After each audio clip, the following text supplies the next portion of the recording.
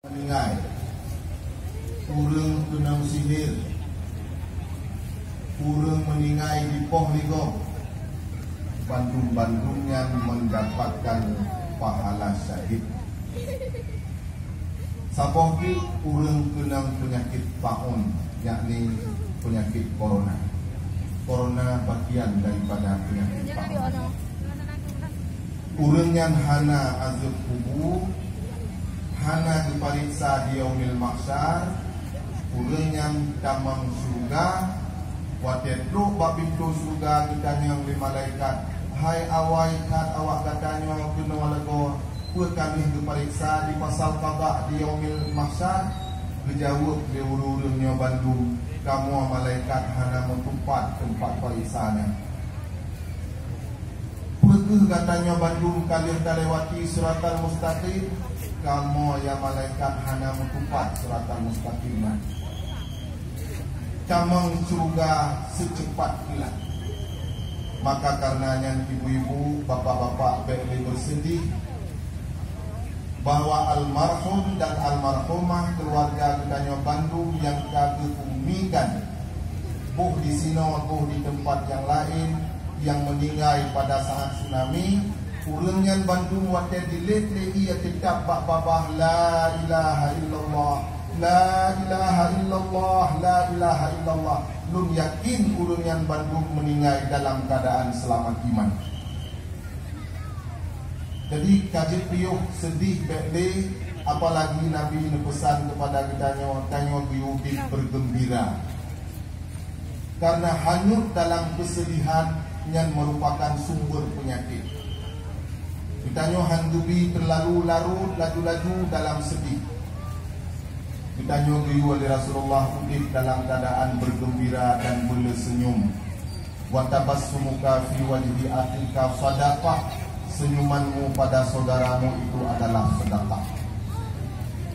Mi dan ayah, kaum mak dan kaum ayah Bandung yang kamu muliakan, gure-gure yang kamu hormati.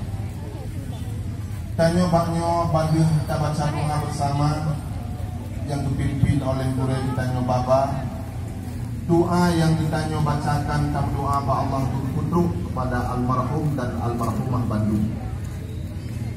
Dan Rasulullah menjanjikan doanya untuk Nabi dipegang dalam hadis. Dipegang oleh Nabi, ummati ummatun marhumah, tadkhulu fi quburiha bi dhunubin kal jibal wa takhruju min al quburi wa qad ghufira bi istighfaril ahya lil amwat laula al ahya la halakal amwat. Dipegang oleh Nabi, ummati ummatun marhumah. Umat Nun adalah umat yang dirahmati oleh Allah Subhanahu wa taala. Tadkhulu fi quburiha bi dhunubin kal jibal. Umat Nun watai tamang dalam kubur jime dosa ubebe gunung. Tapi watai bangkit li Allah daripada kubur bersih daripada dosa. Mana dosa? Istighfaril ahya lil amwat, karena doa-doa ulun yang mantan kepada ulun mati. Laulal ahya la halakal amwat. Seandainya hana ulun murid yang timu doa ulun mati, sungguh binasalah ulun mati.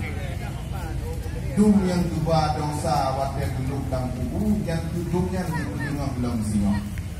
Tapi dengan ulun-ulun udip yang timu doa kepada ulun mati, maka ulun mati wadah bangkit singa bersih daripada dosa.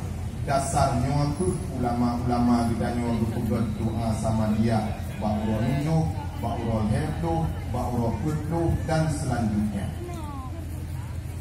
Minum doa yang berbahagia. Lebih-lebih almarhumnya yang ditanam pada tempatnya, ditanam bak bineh dayah.